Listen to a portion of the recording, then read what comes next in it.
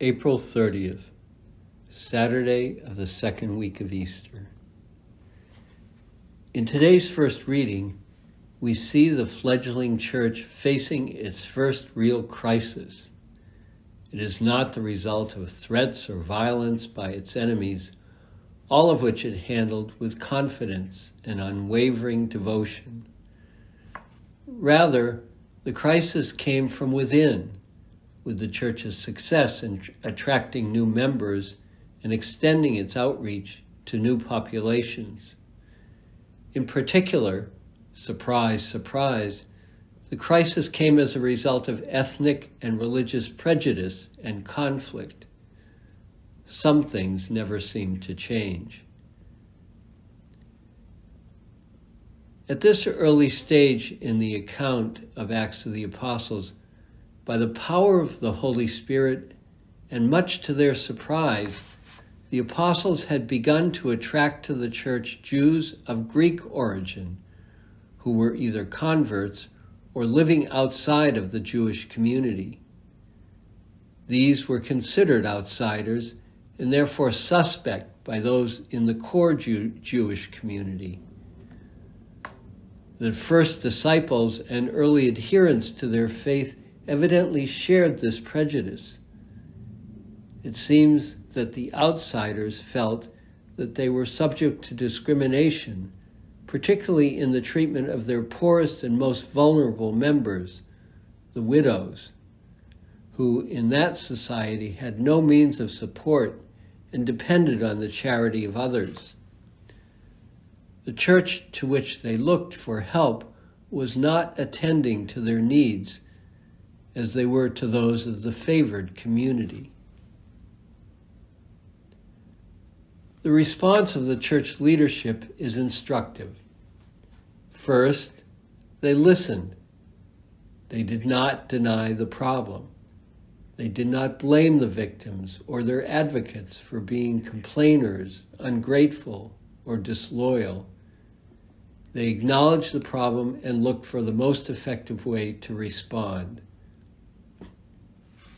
Second, in considering how best to respond, they remained rooted in their core mission, which was prayer, spirituality, and spreading the good news.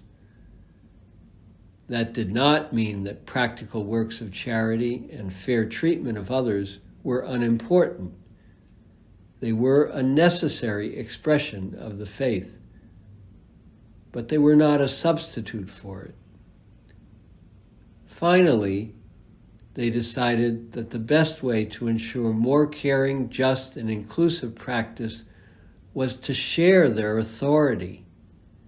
They created a new office within the community structure, that of deacon, and among those appointed were representatives of the marginalized community, such as the convert Nicanor. This was not just a convenience to offload the less glamorous part of their workload. It was a genuine sharing of the power conferred on them by the Holy Spirit, as shown by the laying on of hands. Nor was it a dilution of the quality of those in authority. One of those chosen, Stephen, became the church's first martyr, before Peter or any of the other apostles. The problem of discrimination and the fair treatment of the most vulnerable in marginalized communities has not gone away. We are constantly reminded of its existence in many aspects of society, including housing, education, access to adequate nutrition, jobs, and financial security. We too often see a similar pattern in the church, where certain groups, which may include women, young people, certain ethnic groups, the disabled, victims of abuse, and others, are kept from full participation or excluded altogether. I hear all the time from talented, dedicated, and generous members of these groups how they feel ignored by their leadership. As the apostles recognized, this is not right. their response is still relevant. We need to listen to the voice of the excluded and acknowledge their experiences and the problems they reveal. We need to see their issues not as a distraction or a threat to our faith life, but as a call to live out that faith more fully. Finally, we need to recognize that an adequate response means a genuine sharing of power, treating others as equal partners in the life of the community. One good example of this is the work on the family being done at the Gregorian University in response to Pope Francis's synod and the document Amoris Laetitia. They are planning an international conference next month to look at the challenges to family life today, think through the theology of marriage and the family in light of current cultural attitudes and practices, and recommend how the Church should respond to these issues. One of the organizers of the conference, Father Miguel Yanez, S.J., a professor at the Gregorian, spoke to us recently on these efforts. He acknowledged that the family is, in his words, in crisis, with fewer marriages, an appallingly high divorce rate, and many people drifting in and out of relationships devoid of any love or commitment.